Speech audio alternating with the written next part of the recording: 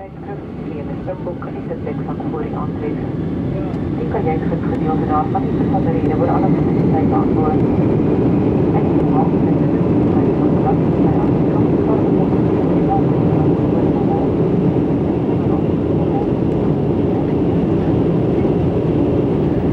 last, we were on our way to the African wilderness.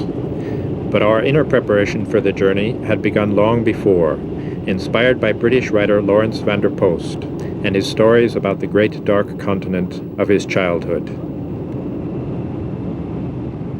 The battle for the earth without is a battle for the soul, for the self within. The self also demands. I put it in one of my stories I wrote, where I have an old hunter towards the end of his life encounters a thunderstorm, and he smells this wonderful rain coming towards him and this wonderful fragrance coming out of the earth, the kind of thanksgiving come out of the earth. And he gets off his horse and it's at the end of a great drought, and he wants to say thank you, and he wants to say a prayer, and the only prayer that comes to his mind is Our Father, which art in heaven. And he feels, yes, but this is not enough. It seems arrogant, it seems presumptuous, but he feels he's got to add to it, not improve, to add to it, but he has to add to it too. And he says, Our Mother, which art in earth.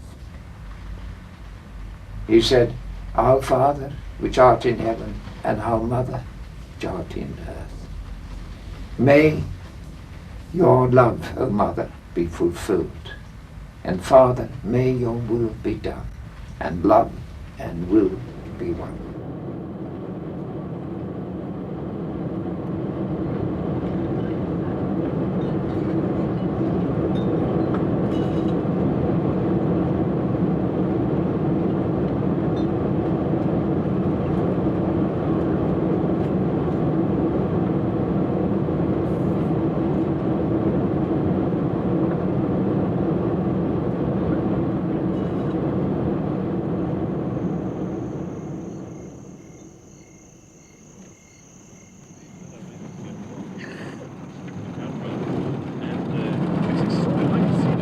A small group of us coming from 3 continents would be led by Ian Player into the wilderness area of the iMfolozi Game Reserve in South Africa.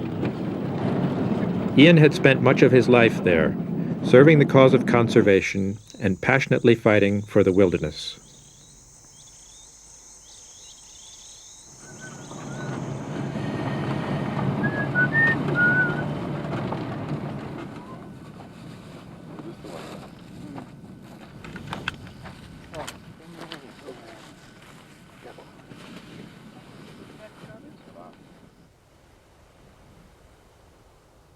We're about to go out on trail now into the wilderness area.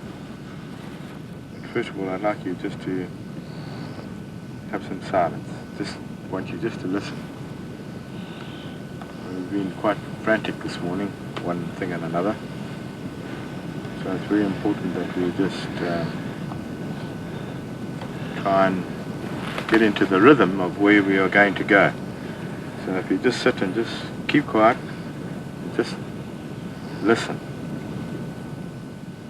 Because if you listen, you'll know very quickly that there's a big difference between the wind blowing in the grass and the wind blowing through the trees. That's 2 different sounds already.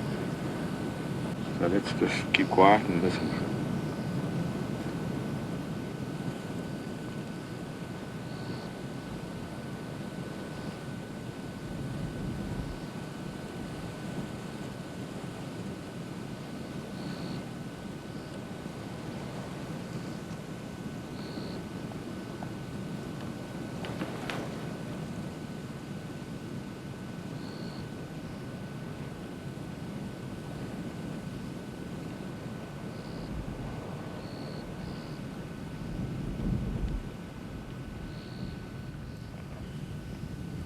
One of the things one of the first things we got to remember is that when we walk, apart from the high tech stuff that we carry on our backs, the haversack and the food.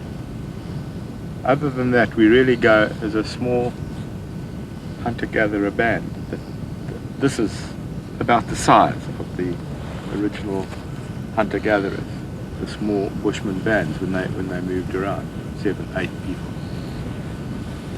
And if we go back a long way, this country which we'll be walking on has been inhabited for a long, long time, to our certain knowledge, for 250,000 years. As far as the animals are concerned, we must be careful. But it is really only an animal that has become pathological that is dangerous, in the same way as human beings. If a rhino or a buffalo comes for us, you have got to just lower your profile for some reason or another, probably because we persecuted them for such a long time. They know the shape of a human being. But if you drop that, they usually will turn and leave you. So get behind a tree. Doesn't matter how big that tree is. And if you've got time, of course, you get up. If a rhino is really coming, there's no time for that. As far as the lion is concerned, you don't run for the lion. The lions are big cats. So you don't run for them. Ndikeni and myself it's our job to try and give you warning and to tell you what to do. Never walk in front. Now, if we ever come into a dangerous situation, never get in front of Ndikeni or myself. The rifle is not there to kill rhino. There are only 4,500 rhino in the world. So under no circumstances whatsoever will we shoot a rhino.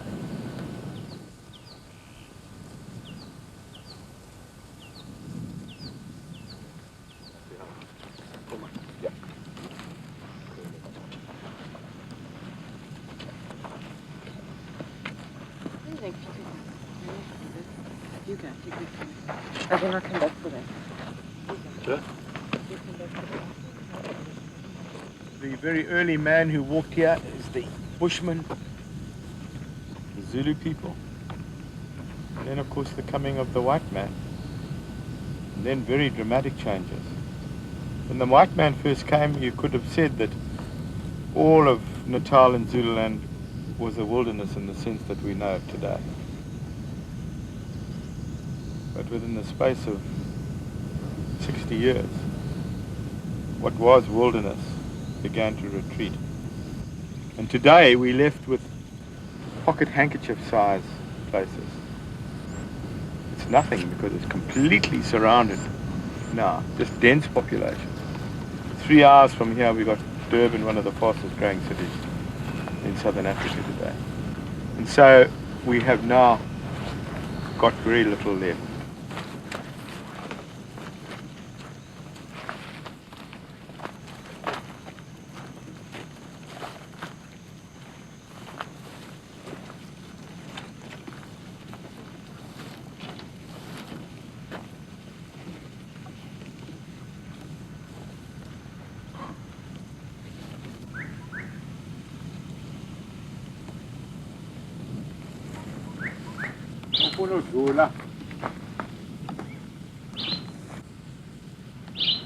You want to go by?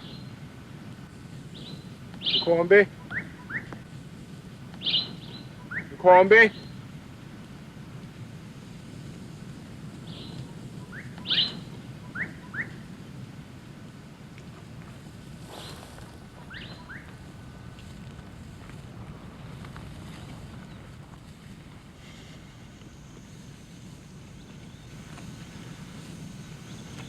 When you first look here, all the trees look more or less the same. They're not.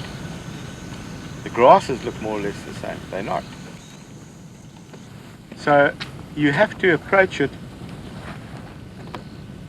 The Zulus have got a good word for it. They call it Hlonipa, which means to respect. So you have to approach it with respect. and some sense of questioning what is there.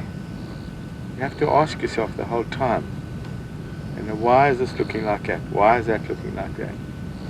And then slowly it starts to unfold for you. And you then begin to see a lot more, and you begin to hear a lot more.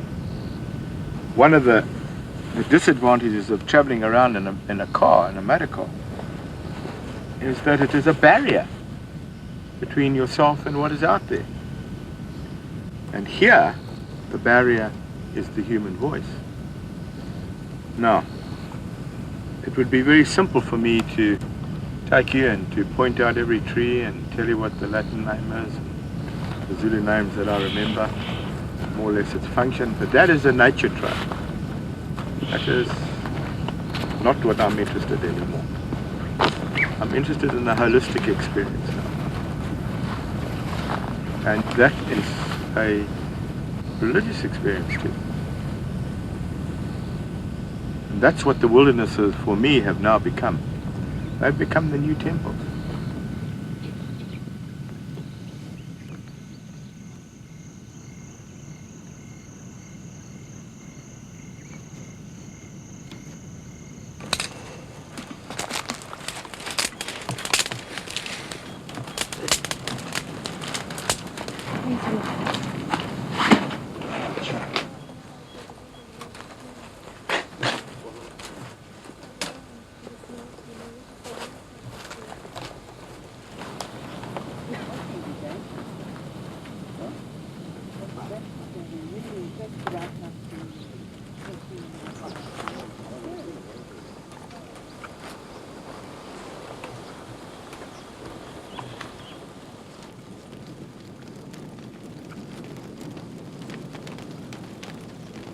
I had a dream right here about, I don't know, 5 years ago now. And the dream was very simple. And I'd come out of a forest clearing and I came to a old Norman church. But growing right up against the church, and in fact had become part of the church, was this enormous gum tree, this eucalypt. And I walked into the church, and I had a look and I said out aloud, there's nothing wrong with the roof. The roof is fine.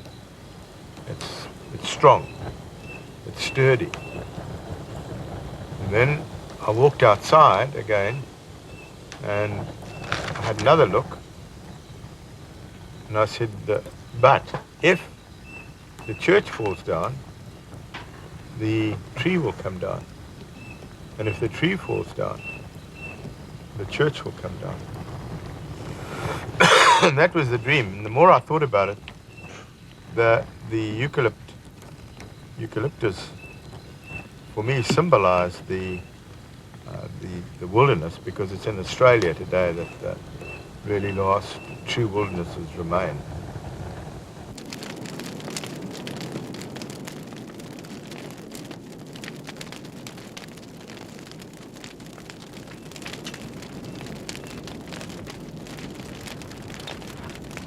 Now comes the time for the night watch, where each one of you will sit for an hour and a half. The animals that you're most likely to hear in the night are buffalo and black rhino.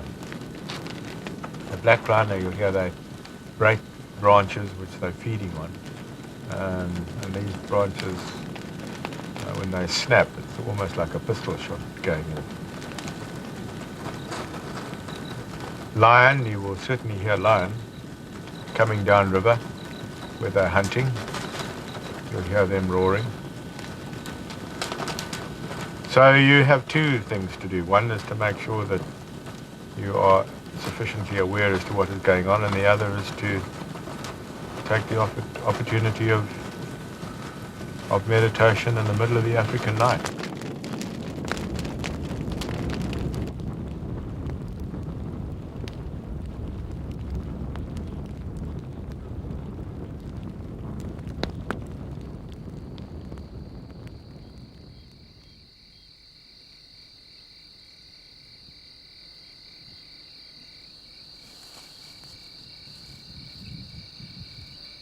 All right. Okay, let's go. No talking.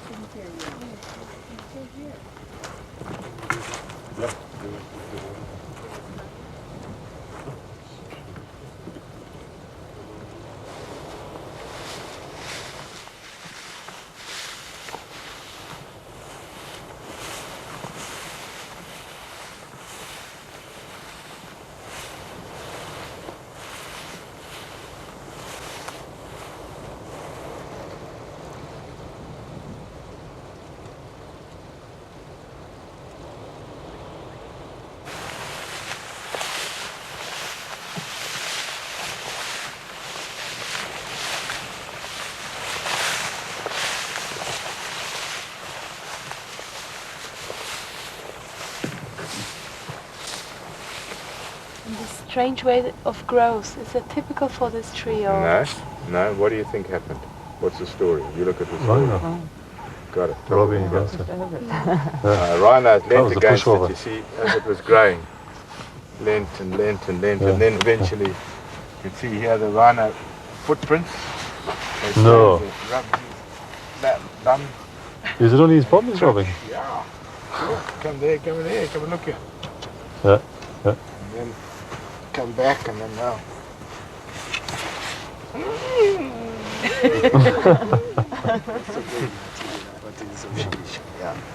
What's that?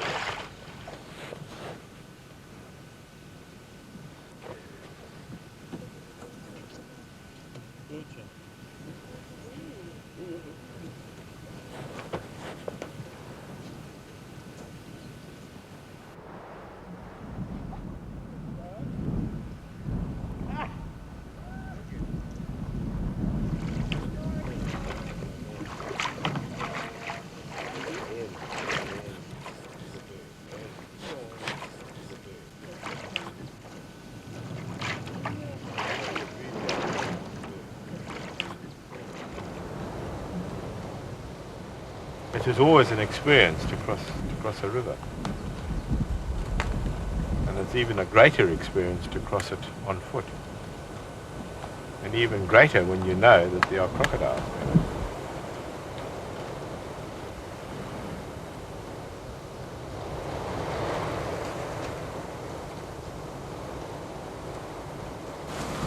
Perfect. Perfect. Black rhino, white rhino.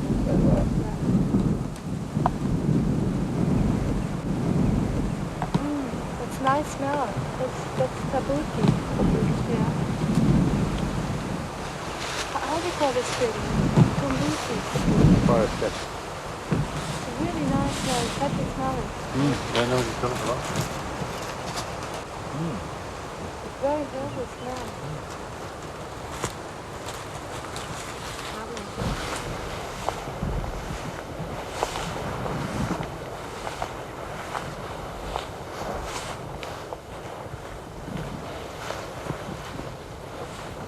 Hyena dung, which is fairly old. You can tell it's hyena immediately because of the white color, which is the calcium.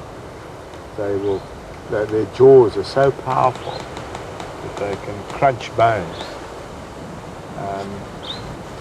and then excrete, and they can see the calcium. But the interesting thing is that in the early days, when the Zulu children had diarrhea, bad diarrhea, the mothers would take the hyena dung, burn it, and then mix it with water, and then give it to the child. And that's precisely, I mean, even in my time, that's all that that's what one's mother did, was to give you calcium.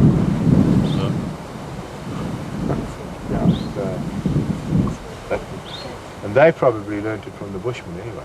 Bushmen probably worked it out. Yeah. I mean, how you find that out? You dream it. Yeah, maybe, but... Well, that's what they say. I know, they say a lot of things, eh? Well, how it's sometimes done with some primates. You just trial and error, and then just by chance you discover things. I mean, it's a simple explanation, but it's how often it works. I mean, how tradition is sort of built up from one generation to the next. I think it's interesting how certain members of this group resist the dream interpretation or the morphological sort of inborn, that following the homing instinct and are trying to look for a little more rational Well, explanation. it's not resisting, but it's just putting, sometimes the opposite. Well, you're carrying And- the opposite. Yes, and I do believe that the dreams carry a lot of, a lot of strength and a lot of things. But if I put it on the other side, I mean, so I think it's more interesting also for discussing it. Yes. That But is, you know, many of the Yangas and Sangomas I've talked to say they dream about what tree they should go to, and whether it would be the bark or the root or the leaf, and Yeah. exactly how Yeah. to prepare it. Yeah. And they go out into the forest, and then they come back and they prepare the medicine, and then the patient comes the next day,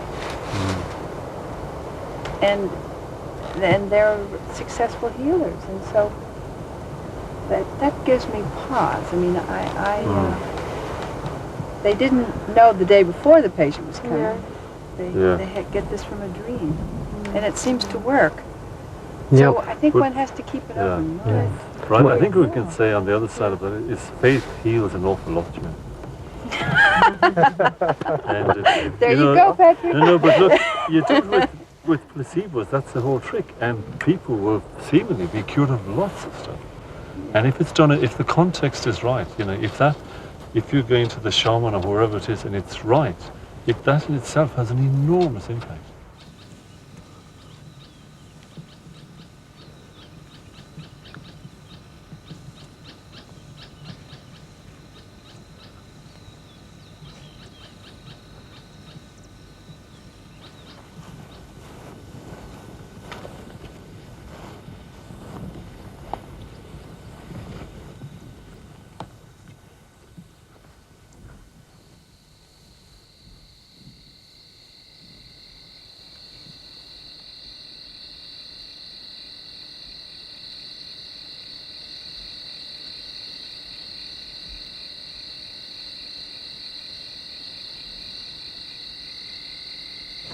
Oh yeah.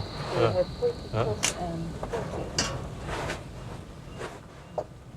Crunchies. Oh. It's Sheila's magnificent crunchies. Yeah, Yeah, it's a crunch. I'm pretty certain that it's not, it still needs a little bit longer. The bush crunchies. Orchard felt crunchies. Yeah.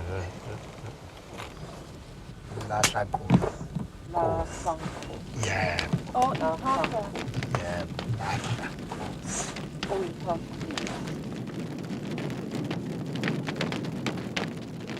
In the old days, you used to have to fence in the little bastions of civilization. The wilderness reigned, and today it's the other way around. You have to protect the wilderness with some sort of fences and boundaries to keep it from being totally decimated by so-called civilization. Well, also, originally these places, the name itself is quite clear. Game reserve. It was a reserve for wild animals and birds and trees. But the whole thing is changing now. They have become places of recreation, true recreation, the recreating of the human spirit. So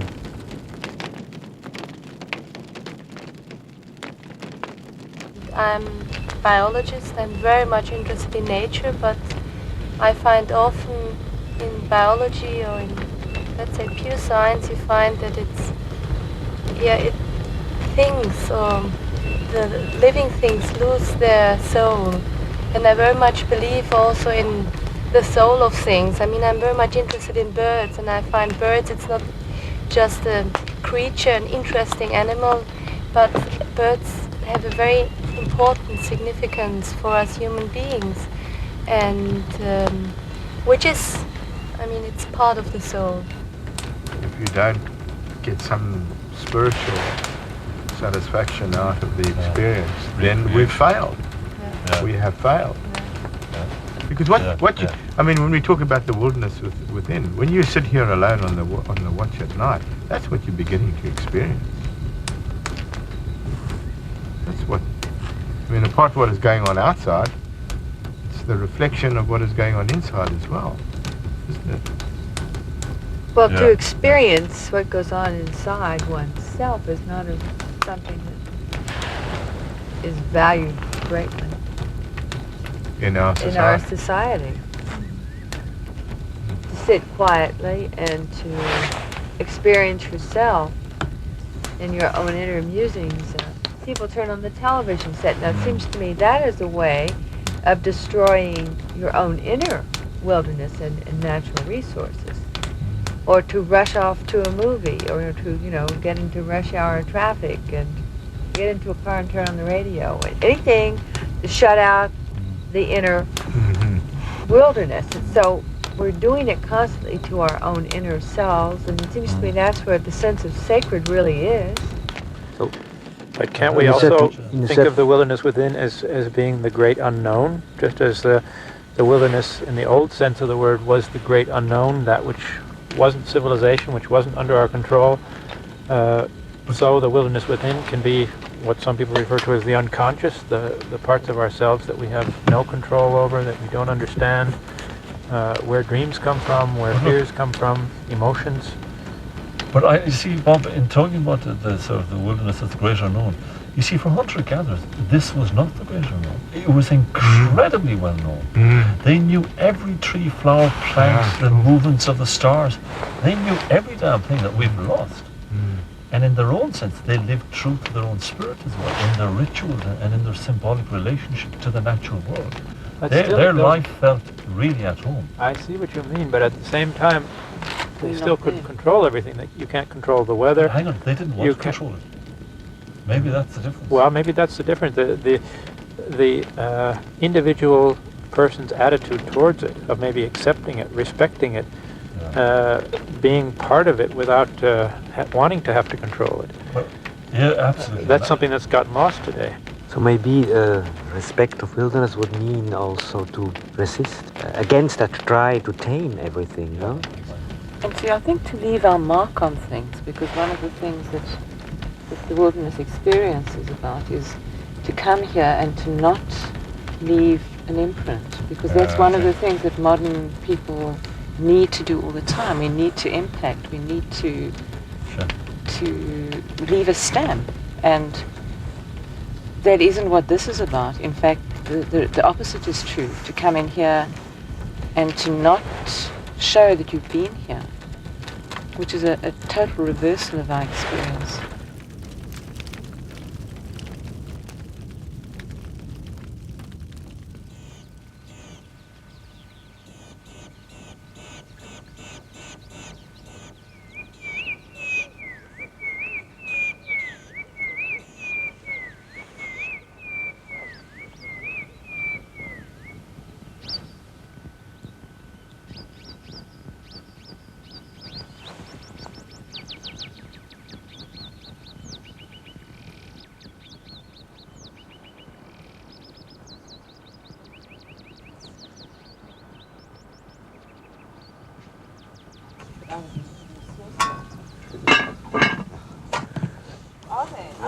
When I was there, it was just the sand slowly.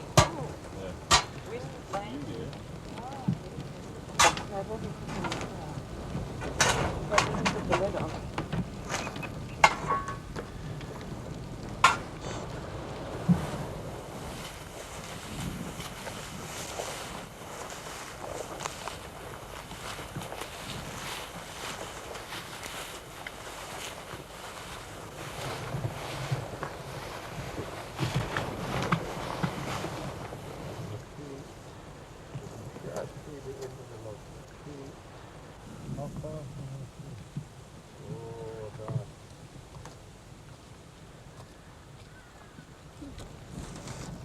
Oh, I see his bag hanging.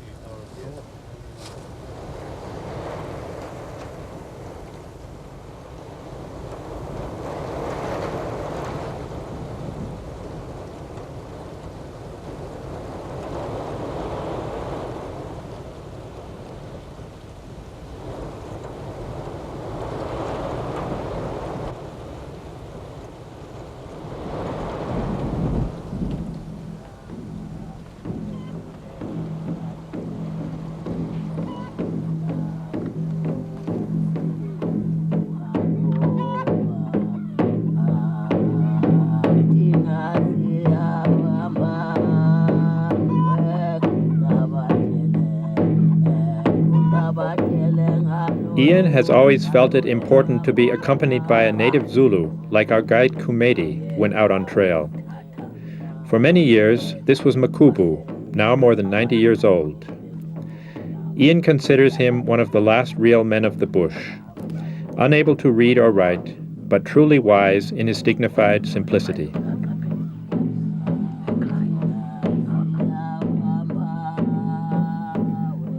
One day, Ian showed us a special place where his relationship with Makubu had been put to a test years before.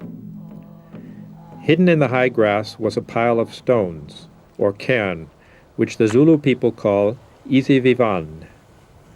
It marks a spot where someone once died, or perhaps had a miraculous escape. No Zulu would ever pass by without respectfully spitting on a small stone and adding it to the pile. Ian told us of the torturously hot day long ago when he passed the stone heap without performing the ritual. This led to a showdown with Makubu, who then ordered him to go back and pay his respects. But his voice was getting louder and louder and more insistent and more insistent. And eventually he said in Zulu, "Utikri," which means you come here immediately.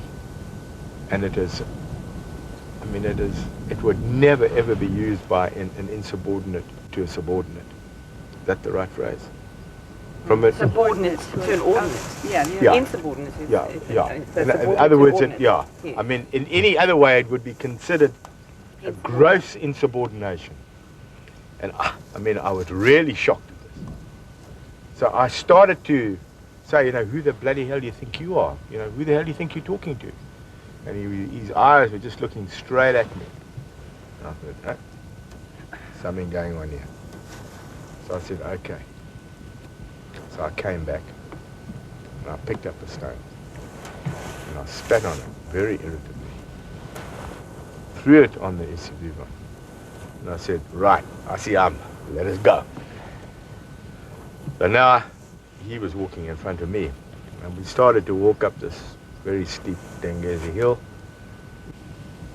I dropped my eyes onto the path and I just saw the black tip of something go by. And before I could even shout, this black mamba just stood up, like here. Now, Makubu's standing here, there, I'm standing here, and the mamba's like that. Whoosh, and that distance away. I mean, if I'd leant out, I could have grabbed it. Now, the black mamba is, without any doubt, the most dangerous of all the African snakes. I mean, depending upon what sort of a bite you get, you can be dead in 3 minutes.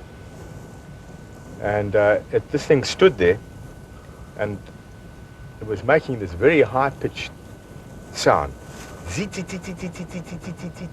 I mean, my blood just froze. And Makubu was just absolutely dead still. And the dog, fortunately, was looking the other way. And it seemed an eternity that it was standing there. But then suddenly, my mind, I wasn't scared anymore. And I was looking actually at the head of the snake. Anyway, I don't know how long it was there, but it seemed to be a long time. And then it went down. And it just glided across the top of the grass. A beautiful sight. I mean, it really was beautiful watching it. And both he and I were watching it. And it sort of just came a bit above the grass. And at that moment, my dog barked. He'd seen it. And the snake just turned, just whipped round. Just whap! Just whap! The next moment, here it is again, standing over us. Oh. So I just put my hand down and I grabbed the dog's collar. And the snake and I and Makubu looked at each other again for I don't know how long. Eventually it went down again. And I was carrying a shotgun. And I put my hand to grab the shotgun, thinking I'd blow its head off. And something stopped me. Just something inside of me said, no. It let you go, you let it go. So I threw the shotgun down. We then walked on a little further and then we stopped. Then Makubu stopped. And we both looked at each other and I mean, we were both shaking. We were both shaking. And then, so he said to me, sit down. Salapans. Like that. Salapans. Sit down. So, that's an order now. I sat down.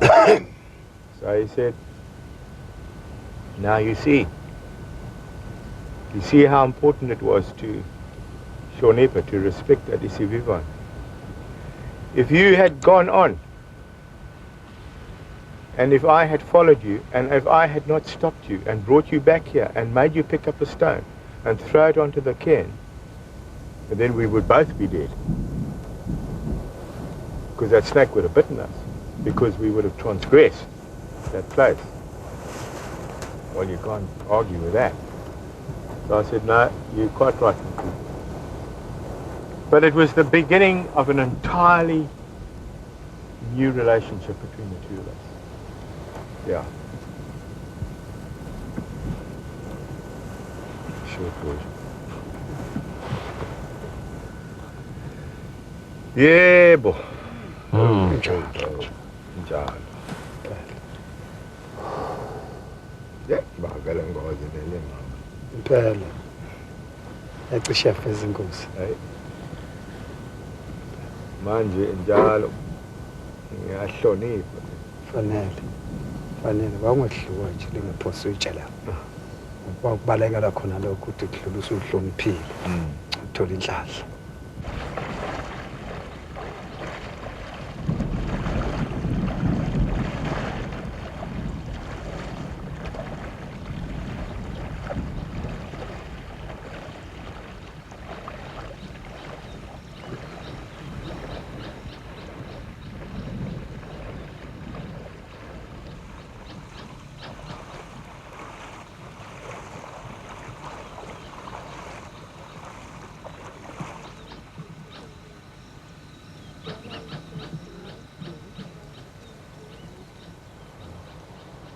This is the sun is Ilanga.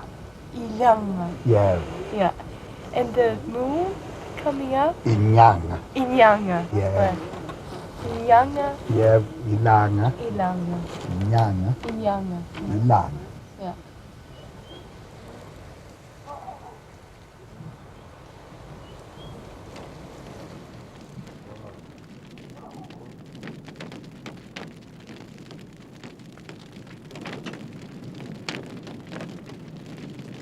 A major part of man's evolution took place on the African continent. If we believe the archaeologists and the anthropologists. And I believe that that stamp of Africa, we have carried it within ourselves. And there have been many books written on the subject. But what I have seen here myself is that at the end of the experience, and one has got to remember, I mean, the average trail or foot trek goes on for 5 days. But at the end of that 5 days, many, many people say, this experience changed my life. And that's really what got me thinking. Now, why did it change their life? I think what happens is the interior Africa meets the exterior Africa, and they click. Yeah, you're saying that it brings us back to something within ourselves, something that is way, way, way, way back. Right. Way back in the Millions very of depths. I mean, that's the inner wilderness. That modern man maybe has no connection with these days, or very, very little, and that somehow this experience connects them with that hunter-gatherer, primitive little band that made their way in the savannah. The hunter-gatherers of this land, the Bushmen, have all disappeared now, but impressive traces of their simple existence are still to be found.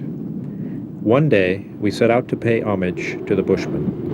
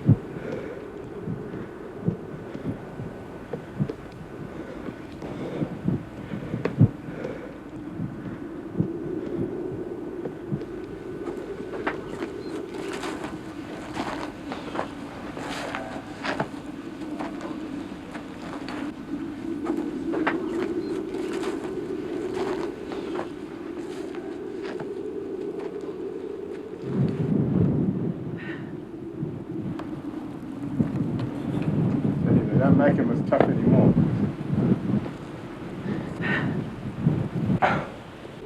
What a walk. What? Been a bushman. Yeah. You climbed up here. For something What special. impresses me is I've seen, you know, some of those rock paintings in France with the overhangs that it's made like just.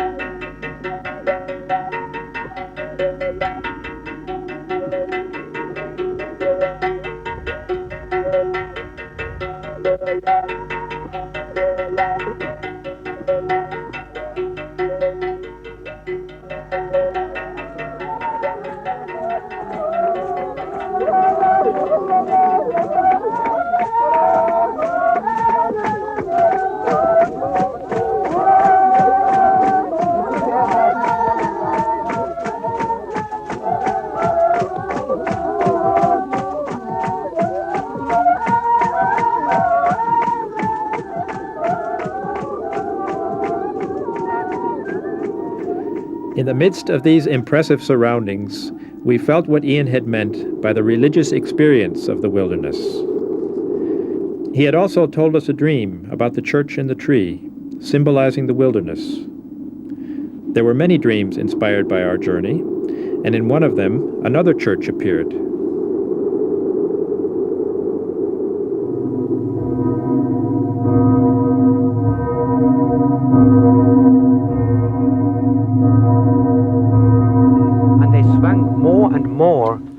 Until I saw the tower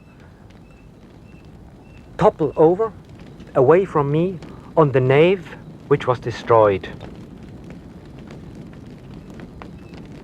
So that was a very strong emotion for me, because it was like, it was not an outer force that made the tower topple over. It was the inner motion of the bells. And I thought really that there must be something stronger than that church, that tower. That tower cannot hold that motion or emotion. But didn't that dream go on to the flower? Yes, that was strange. On the left side I saw a little kind of holy place. It was not a church. I just knew it was a simple holy place, a circle of stones. And on the right side there was a chair, and on the chair there was a simple plant. And I knew in the dream that it was a healing plant, and I thought that it was a narcissus. And in particular I thought of a daffodil. We in German call the daffodils Osterglocken, the bells, Easter bells. And though I made a connection, I made a connection between these two dreams only after a while. It didn't strike me immediately. That we had in one dream man-made bells hanging up in the sky, in the air, put there by man, toppling over, going smashing to the ground, towards the earth. And on the other side we have the plant, which is, or these Easter bells, no, Osterglocken, the daffodil, which is a flower or the bell which comes out of the earth. Yeah. I had a very simple dream. Again, it went back to flowers, and it went to profound, powerful colors, and it was Just simply... hang on a moment. Sorry, what was that? What was the noise? It sounded like people. It sounded like people. Yes, that's not it, yeah. I think we better just listen to a little bit.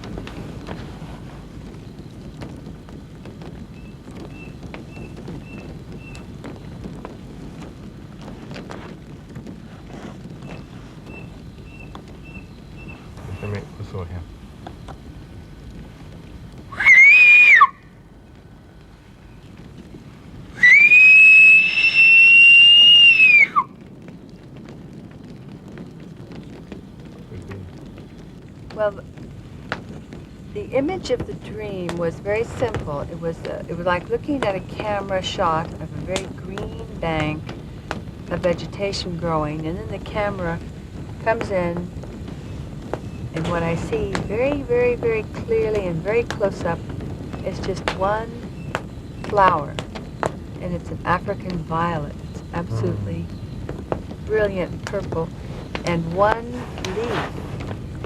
And that was my image for this trail that was given. Relating to your flowers too, I think. Somehow the brilliant color. Isn't it strange that... And the answer being in the simple. Isn't it strange that in a way we think we are here to... At least I thought, okay, I'm here to watch animals, to see animals and so, and I dream of a flower.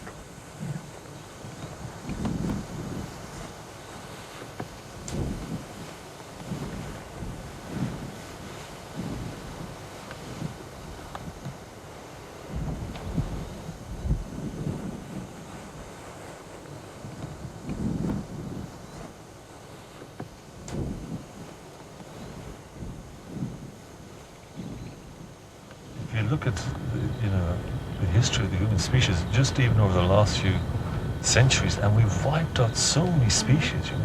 I mean, really, do we really want to go on doing that till there's nothing left?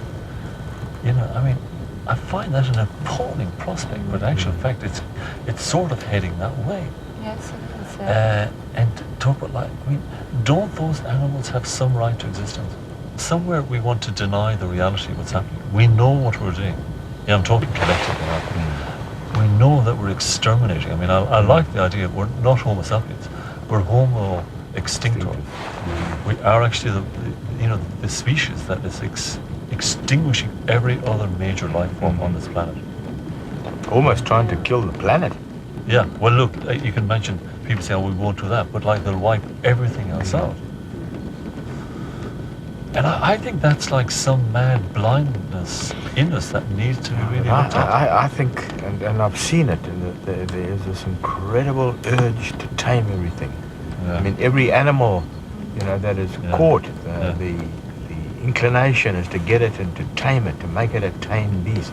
We don't like things that are wild. That's right, yeah. I mean, the majority of people are afraid. And we haven't got out of that. We haven't got out of that mode yet.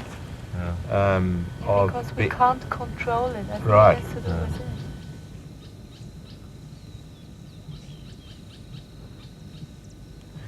Does anybody have an idea for a solution? Well, yeah. I mean, one of the first things is these places have got to be protected at all costs. That's right, That's one of the first things that's got to happen. You've got to fight any kind of development, or threats of development. That's the number one priority. And I mean, if you look at it as if it was a war, these are the last trenches. That's right. When these trenches are overwhelmed, that's that. That's right. And believe me, they are slowly being overwhelmed in one way or another. Whether it's a flying over an aeroplane or whatever it is a crumbling, a constant crumbling at the edges. So, I mean, the world has got to make up its mind. It must say, we've lost too much. We are not prepared to lose any more, whether it be mining or urban development or whatever. Because you can come within, as Patrick rightly says, there is always an argument for development. But in the end, you develop until there's nothing left to develop. So that's got to be the first priority. It has got to be the determination that these places will remain. And this is the best gift that we can give to the next generation.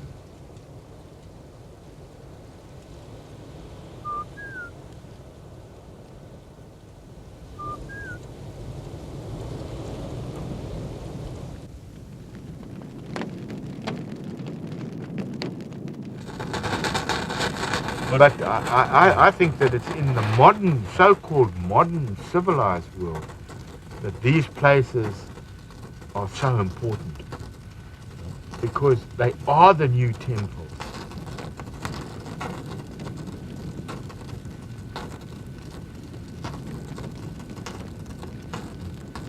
And we need to expand them, not decrease. They should be expanded in size, not decreased. There has to be this respect. And the respect will not come from a scientific understanding. It will not come from that. It will only come from the inside.